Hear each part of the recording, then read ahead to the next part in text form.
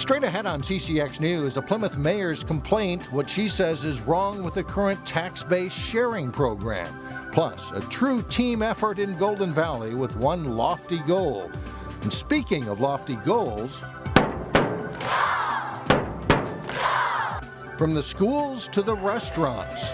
We are going to the Super Bowl this year. It is our year. We're doing it.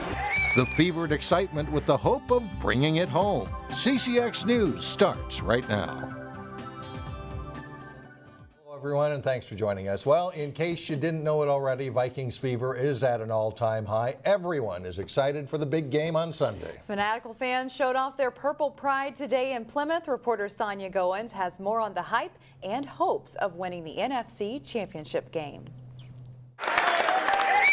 When we get announced that we're going to the Super Bowl, there's going to be so much craziness going on in the streets. Skol Vikings, brother!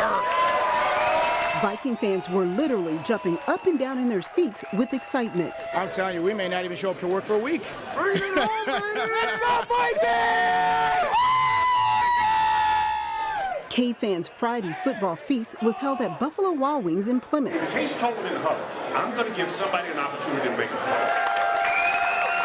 The place was packed with enthusiastic fans who dressed for the occasion. Buffalo horns, obviously at Buffalo Wild Wings, why not? Skol Vikings, I mean, we've got it all going on for the Vikes. You can see and feel the electricity in the air. Oh, it is exciting. I mean, it is ridiculous around here. Just the hype from everybody showing their support for the Vikings this year. It's incredible. The last time the Vikings were in the Super Bowl was back in 1977, and with the possibility of the team getting there again, well, let's just say fans are beside themselves. So much fun. I feel like finally Minnesota gets to celebrate a team that is winning and winning and winning. And now let's clip some Eagles wings. They're done, baby.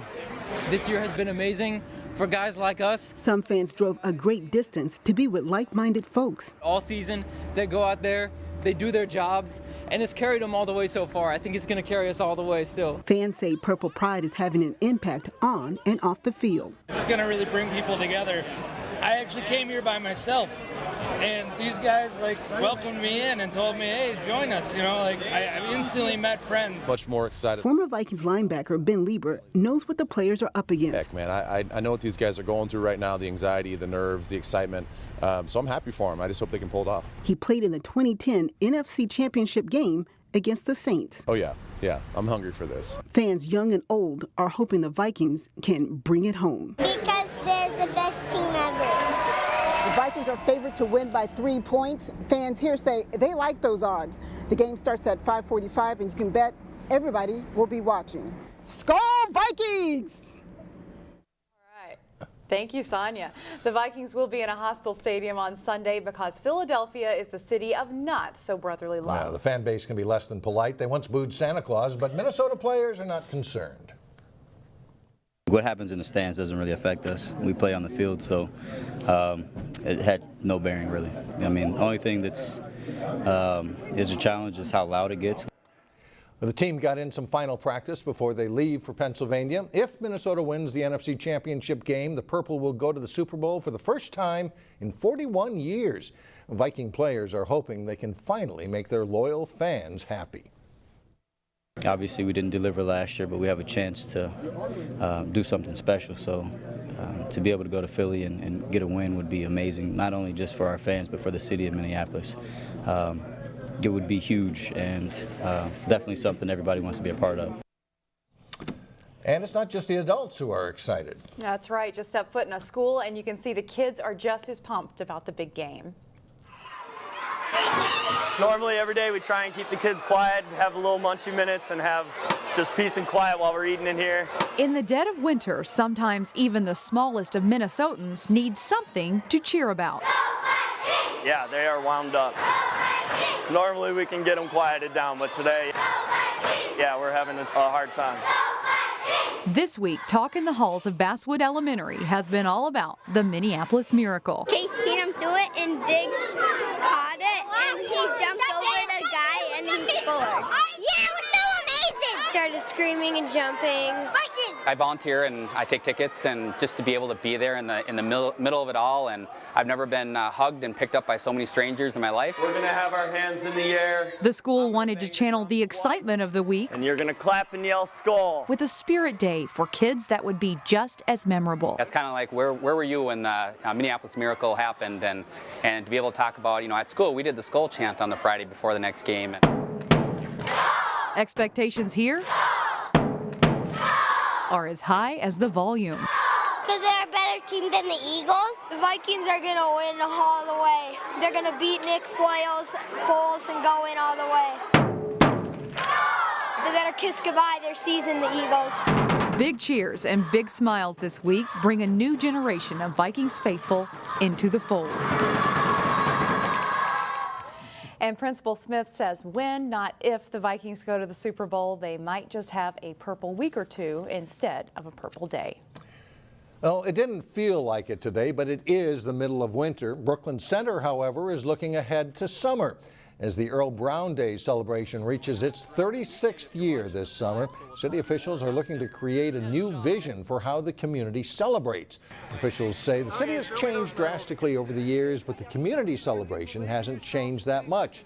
And they want input on what people would like to see in a summer event. We have more youth in our community. We would like to have them attend and basically share with us their ideas as to what that perfect celebration looks like.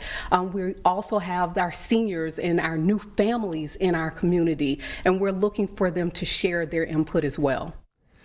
A community dialogue session is set for next week. It'll be held in the Brooklyn Center Community Center on January 25th at 6:30. You can also fill out a questionnaire card that can be picked up at City Hall or take an online survey. A local mayor is calling for changes in a state law that requires cities in the metro area to share the wealth from their industrial tax base. The system is called fiscal disparities. Cities like Plymouth that have a large commercial and industrial tax base pay into the system. Other cities with less industry take out. Mayor KELLI says while there is a need to share the tax base, the basic formula hasn't changed since the mid-1970s. In Plymouth, we send out over $8.7 million a year. We're losers in the program. And so we'd just like to make sure that that's kind of a fairness thing, that we're paying our fair share, that we're keeping as much as we can in our community, because it really benefits our community as a whole to keep those tax dollars within our own community instead of sending it over to St. Paul or other communities that are gainers through the program. SLAVIK hopes the legislature can take a look at making changes to the formula, but communities that receive money don't want to give that up.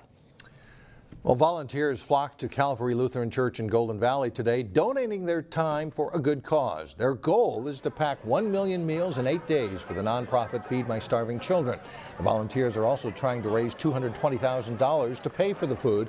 Officials hope to get 5,000 volunteers to show up over the next week to work a 2-hour shift. This is the 10th year Feed My Starving Children has put together these mobile food packs. You can scoop ingredients, which are vitamins, veggies, soy, and rice. And the reason they use rice is because rice is known all around the world. Everybody knows how to make rice, and so it's an easy thing to have. And then they just put it into boiling water and they have their meal. Volunteering at Calvary Lutheran Church runs through Saturday, January 27th. Still ahead, the little mouse who perhaps can help us all survive a long winter. Plus, Park Center aims for an upset against unbeaten Wayzata in a girls' basketball thriller. That's later in sports. But first, comfortable temperatures this weekend, but a chance for a wintry snow mix arrives late Sunday night.